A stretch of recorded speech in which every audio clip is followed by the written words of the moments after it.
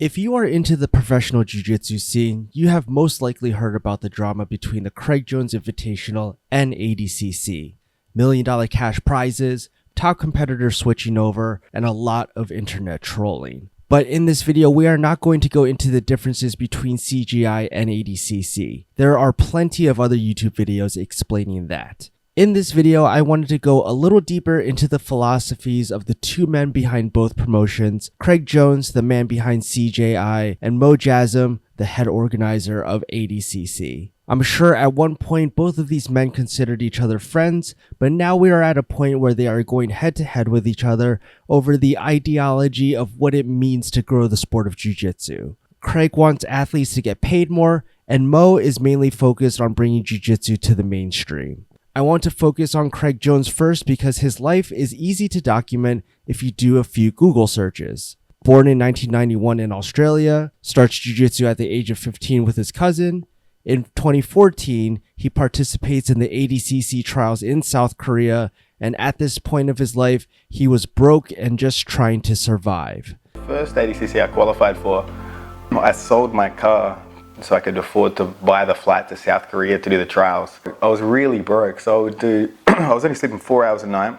I would teach like the morning class, I would train at the lunch class, train at the night class. Between those sessions, I would do private lessons all day, and I would try and lift weights as well, and it was killing my body. I remember I got a blood test from a doctor, and he thought I had cancer or something. He thought there was something really wrong with me, because he told me I needed to get a whole lot more rest. In 2015, he earns his brown belt, and 1 year later, Lachlan Gile promotes him to black belt. Around 2017, he starts releasing instructionals.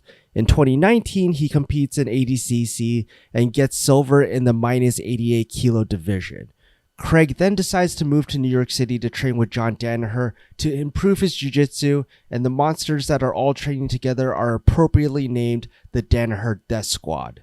In 2020, the pandemic hits, and unable to train due to strict regulations in New York City, the Danaher Death Squad moved to Puerto Rico so they can continue training. After some very spicy drama in Puerto Rico, the Danaher Death Squad splits up. Gordon Ryan and Gary Tonin stay with John Danaher, while Craig Jones, Nicky Ryan, Nicky Rod, and others start the B team. Craig competes in the 2022 ADCC in a weight class higher because J-Rod unexpectedly wins his ADCC trials with only a few years of training.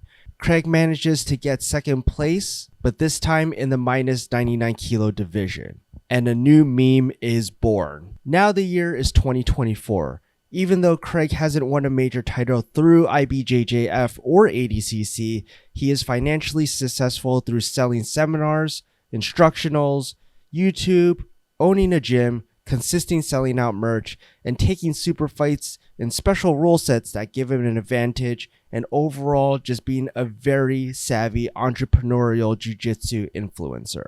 Now you might be asking, why is any of this relevant?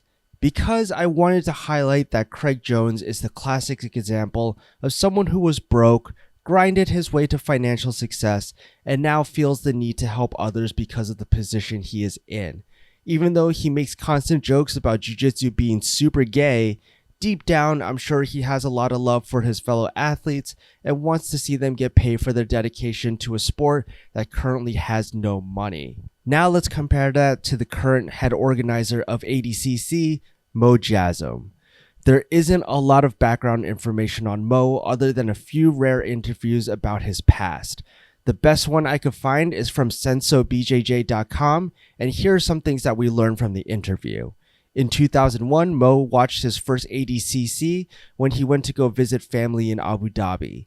In 2005, he attended ADCC again and decided he wanted to be part of the company. In 2007, he was the wristband guy. In 2009 and 2011, he worked the weigh-ins. In 2013 and 2015, he was in charge of how the brackets were set up. In 2017, he was responsible for organizing the ADCC West Coast trials. We cannot deny the fact that Mo has been a loyal ADCC employee and worked his way up the ladder to get to where he is today. What is interesting about 2017 is that Mo really wanted to make an impression as a tournament organizer, so he provided prize money for ADCC trials and states that he spent $150,000 on 5 super fights and that he spent $200,000 of his own money. Now, wait a second. $200,000 of his own money? Let's be real here. There's no way an ADCC organizer for an event that doesn't make any profit every 2 years makes you a millionaire that lets you drop that kind of cash. So who is Mo Jassim outside of ADCC? To get a better picture of that, we will have to resort to Reddit. Because I don't have a life, I decided to snoop into his account and I was able to find his original account, Motor2K. To my surprise, the first thing that came up was a bunch of Counter-Strike threads, and if you do a little bit of research, it's definitely the same guy. Look, there he is. Mo gained a reputation within the Counter-Strike community for being an extremely generous donator to talented Counter-Strike streamers. But I noticed that Mo hasn't posted anything about Jiu-Jitsu on this account. In fact, this account hasn't been active for years. His most recent account is actually under the name Real Motor2K. Motor2K's last comment was 8 years ago. Real Motors2K's oldest post is 6 years ago and again on the Counter-Strike subreddit. For the past 6 years, Mo has mostly been posting on the RBJJ subreddit, and there are a lot of things revealed in his comments. It's very surprising that other people haven't made a big deal about some of the things that he's openly said. He admits to donating about $200,000 to Counter-Strike pro players, which means in the span of 2 to 3 years, he spent $400,000 on Counter-Strike donations and ADCC expenses that we know of. It could easily have been way more. Mo offered Guy Mendes $30,000 to take a match with Gary Tonin and offered Rodolfo Vieira $30,000 to face Buchecha at ADCC trials. Mo paid $20,000 for Yuri's knee surgery, funds jiu-jitsu camps with the best athletes in the world that cost about $100,000 each, and he has done this multiple times for Counter-Strike and jiu-jitsu. He received his purple belt and brown belt from JT Torres, which explains why JT gave him his black belt at the latest ADCC. But until now, nothing has been stated about how he grew his wealth. There have been quite a few threads and lore about who he is and what he does. Some say through the grapevines of his Twitch streams that he owns an IT company. Some people say that he does real estate in California. Some speculate oil money because of the Abu Dhabi connections. The first two seem highly unlikely because I don't know any successful real estate agents or tech company owners that want to be kept a secret. If you sell real estate, you want people to know that you sell real estate. If you own a successful tech company, you probably wouldn't have time to organize an event like ADCC every 2 years. When people online ask about his background, he simply says that he graduated from a top university to explain all of his financial success, which sounds pretty out of touch. Just because you graduate from a top university does not automatically make you unbelievably wealthy. I understand if he wants to lay low and hide how much money he actually has, but he doesn't hide it at all. Mo has an X account and it's pretty wild. Here are some highlights starting from 2018. Rented out the Abu Dhabi Formula 1 Yas track to drive his Ferrari 488 against a professional F1 driver. Lavish vacation spots, flying private jets, gifted a LeBron James AP, which is about $80,000, meeting and training with celebrities. But even if he is independently wealthy, that doesn't explain how his sister lives in a place that looks like it would easily be a few $1,000,000 and how his brother was able to donate $10 million to cancer research. It just seems highly unlikely that two brothers and a sister from one family all happen to be beyond financially successful without having some sort of family support. I have nothing against people who are born into money, and I understand that it's not cool to say that you come from money, but just saying that you graduated from a top university to explain your wealth sounds very fishy. I also want to make it very clear that just because Mo is wealthy, that does not mean he should be paying athletes out of his own pocket. Like any well-run business, the business owner and employee should be compensated from the business earnings, and extra funds should be reinvested back into the business. Just because Mo likes to throw thousands of dollars at streamers in his free time does not mean he's obligated to increase ADCC prize money out of his own pocket. Now, with that being said, let me get to the part where the math ain't mathin'. We do have to give credit to Mo because we saw gigantic growth in the sport from 2019 and 2022. We are now at a point where ADCC spent $2 million to rent out the T-Mobile Arena in Las Vegas, which is the same venue for huge UFC stars. It sounds very suspicious to keep saying that ADCC is not profitable, but somehow they are renting the biggest, most expensive venue yet. Probably the most interesting comment I found on Reddit is where Mo admitted 4 years ago that ADCC did make a profit in 2019. I believe this is the catalyst for Craig creating the CJI. Take a listen at Craig's thoughts on how ADCC attendance has progressed over the years. First one I did was 2015. That was in Brazil. I got smoked by a Romulo Barral first round. The prize money for ADCC 2015, first place in your division, $10,000. 2017, I did as well. 2017 was in Finland. I don't know how many people were in attendance for that. There weren't a great deal of people. Again, prize money to win your division, $10,000. 2019 was in California. Now, we had 4,000 people that bought tickets for that event. That was the first year Mo Jassim ran it, and it blew up.